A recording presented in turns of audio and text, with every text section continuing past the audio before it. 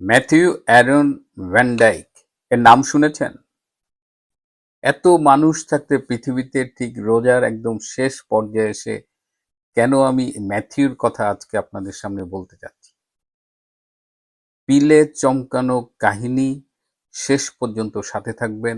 আজকে এটি আপনাদের সামনে বলবো।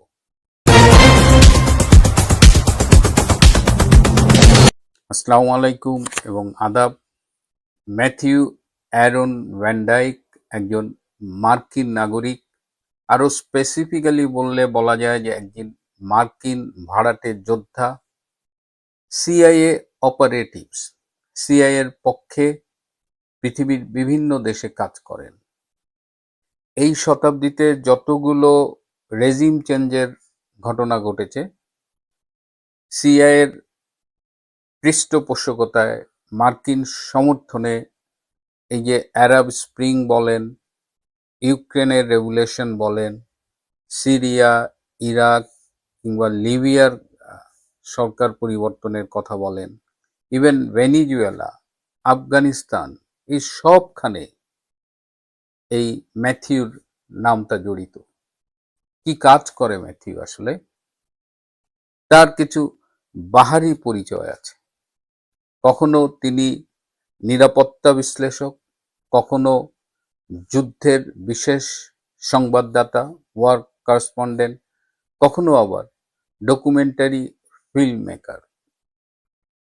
এইসব নানান পরিচয়ের আড়ালে এই মানুষটা আসলে, তার একটা প্রতিষ্ঠান আছে যেটা বললে তার পরিচয়টা আরো স্পষ্ট হবে। Sans of liberty international, SOLI। এই সলির ওনার হলো এই ম্যাথিউ। এবং ম্যাথিউর কাজ হলো বিভিন্ন কনফ্লিক্ট জোনে, যেখানে এই রেজিম চেঞ্জের ষড়যন্ত্র চলছে, এসব সংঘাতপূর্ণ এলাকায় বিভিন্ন যোদ্ধাদের সমাবেশ ঘটিয়ে তাদের ট্রেন আপ করা। সম্প্রতি এই ম্যাথিউ কলকাতায় গ্রেপ্তার হয়েছেন, অনেকটা সিনেমার মতো। ম্যাথিউ যখন কলকাতা বিমানবন্দরে গ্রেপ্তার হয়েছেন, ঠিক একই সময় দিল্লি এবং লখনৌ বিমানবন্দরে আরো 6 জন ইউক্রেনের নাগরিক গ্রেপ্তার হয়েছে। 3 জন দিল্লিতে, 3 জন লখনৌতে। কেন তারা ভারতে গ্রেপ্তার হলেন? ভারতের NIA, ন্যাশনাল ইনভেস্টিগেশন এজেন্সি, জাতীয় তদন্ত সংস্থা তাদের গ্রেপ্তার করেছে। এই ম্যাথিউ এবং অন্যান্য 6 জন, তারা ভারতে এসেছিল ট্যুরিস্ট ভিসায়, এবং সেখানে এসে তারা প্রথমে আসামের গৌহাটিতে যান এবং সেখান থেকে তারা মিজোরামের সংরক্ষিত অঞ্চলে যান এবং সেখান থেকে তারা বর্ডার ক্রস করে মিয়ানমারের ভেতরেও যান। এবং এই মিজোরাম মিয়ানমার বর্ডার এলাকায় তারা মিয়ানমার এবং ভারতের যে নর্থ ইস্ট বিচ্ছিন্নতাবাদী গ্রুপ আছে তাদের সাথে মিটিং করে এবং তাদের সাথে করে তারা ড্রোন এবং বিভিন্ন অস্ত্র নিয়ে এসেছিলেন। এই ড্রোন অস্ত্র কোন পথে এসেছে সেটা এখনো জানা যায়নি। এবং তারা মিয়ানমারে গিয়ে মিয়ানমারের বিচ্ছিন্নতাবাদী গোষ্ঠীদের সাথে আলাপ করেছেন। বেসিক্যালি ম্যাথিউ এই ধরনের গ্রুপগুলোকে ট্রেন আপ করেন, কিভাবে এই সরকার বিরোধী মুভমেন্ট করতে হবে, কিভাবে সশস্ত্র সংগ্রাম করতে হবে, এগুলো নিয়েই ম্যাথিউ আসলে কাজ করেন। ম্যাথিউর কথা কেন আমাদের জন্য প্রাসঙ্গিক? ধারণা করা হয় 2024 সালের 5ই অগস্ট যে জঙ্গি অভ্যুত্থানটি হয়েছে, বাংলাদেশে যে রেজিম চেঞ্জ হয়েছে, এই জুলাই আগস্টের জঙ্গি অভ্যুত্থানে এই স্নাইপারদের নিয়ে অনেক কথা হয়েছে যে এই স্নাইপার রাইফেলের গুলিতে পুলিশ নয়, তৃতীয় পক্ষের কেউ মানুষ হত্যা করেছে। ধারণা করা হয় এই যে তৃতীয় পক্ষের এই সন্ত্রাসীরা, এই জঙ্গিরা, যারা মানুষ হত্যা করে শেখ হাসিনার পুলিশের উপরে, শেখ হাসিনার আইন শৃঙ্খলা রক্ষাকারী বাহিনীর উপরে দোষ চাপিয়েছে, তারা আসলে এই ম্যাথিউ গংদের দ্বারা ট্রেইনড। এই ম্যাথিউরা বাংলাদেশের এই জঙ্গিদের ট্রেন আপ করেছে এবং তারাই জুলাই আগস্টে মাঠে নেমে নিরীহ ছাত্র জনতাদের হত্যা করেছে। দূর থেকে তারা স্নাইপার রাইফেল দিয়ে গুলি করে হত্যা করেছে। এই স্নাইপার রাইফেল নিয়ে ডক্টর ইউনূসের উপদেষ্টা ব্রিগেডিয়ার অবসরপ্রাপ্ত সাখাওয়াত হোসেন অনেক কথা বলেছেন। তো এখন আস্তে আস্তে জট খুলে যাচ্ছে। তো ভারতের ন্যাশনাল ইন্টেলিজেন্স এজেন্সি তাদের গ্রেপ্তার করেছে, তাদের আদালতে হাজির করেছে এবং আদালত তাদের 11 দিনের রিমান্ডে পাঠিয়েছে। সো বর্তমানে তারা এই জাতীয় তদন্ত সংস্থার হেফাজতে 11 দিনের জন্য আছে। এই ভারতে তাদের আরো কি কি নেটওয়ার্ক আছে সেটাও এখন খতিয়ে দেখা হবে। হয়তো তদন্তের স্বার্থে তাদের নিয়ে বিভিন্ন ফিল্ডে যাওয়া হবে।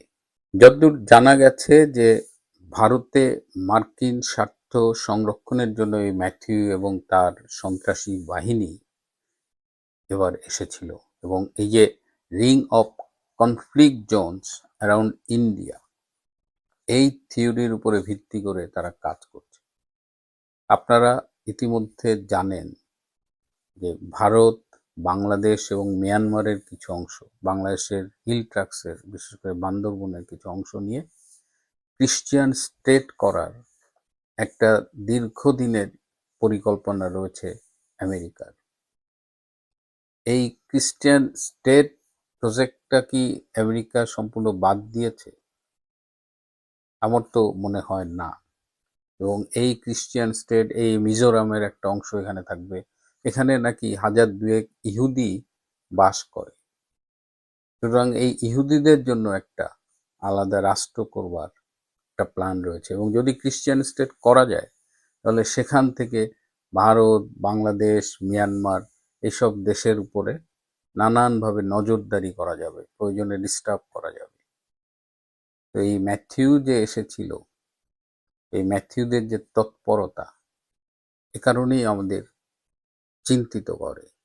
এখন যেহেতু তারা ভারতে গ্রেপ্তার হয়েছেন, জিজ্ঞাসাবাদ চলছে, এর মধ্য দিয়ে জানা যাবে, অনেক নতুন নতুন তথ্য পাওয়া যাবে এবং বাংলাদেশের ব্যাপারে তারা কতখানি মুখ খুলবে বা সেই নিউজ আমাদের কাছে কতখানি আসবে সেটি এই মুহূর্তে বলা যাচ্ছে না।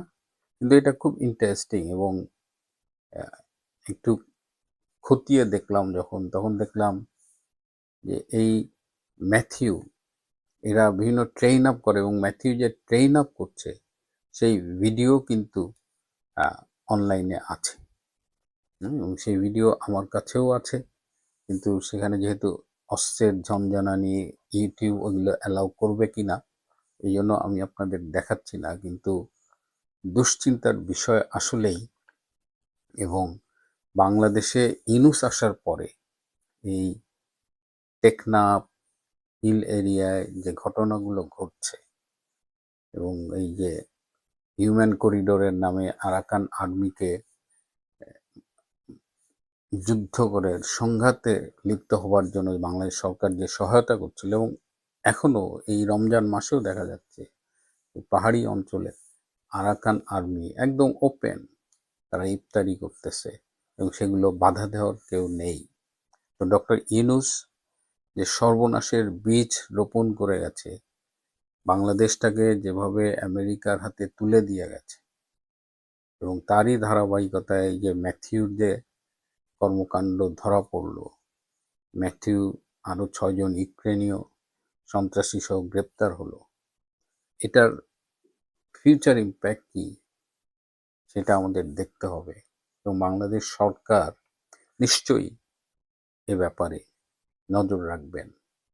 প্রিয় বন্ধুরা, আজ এ পর্যন্তই। ভালো থাকবেন, সুস্থ থাকবেন, তার চেয়েও জরুরি হলো নিরাপদে থাকবেন। সবাইকে অনেক ধন্যবাদ।